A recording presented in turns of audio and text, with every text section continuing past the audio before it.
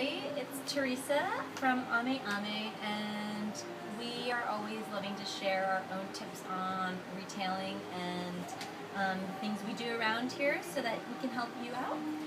We are making an Ikea jewelry case, which we hope to actually totally disguise later on so there's no clue that it came from Ikea.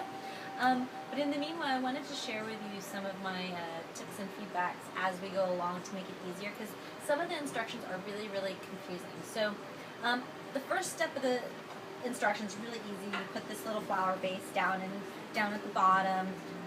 You screw them in.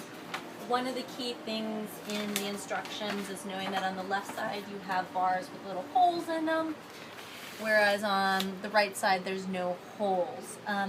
That one's pretty simple. The second one gets to be a little bit difficult. And you look at the diagram and you're kind of like, what's going on? What's the difference?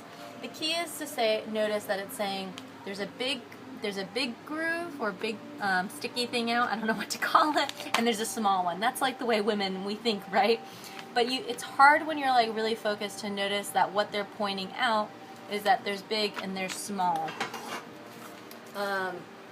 So if you notice here, one's big, one's small. The reason why the diagram's confusing is because the small one's in the back. So my mental perception is just thinking that's supposed to be smaller because it's farther in the back. But what they're saying is you take the small ones go to the front, whereas the big ones go locked into the bar,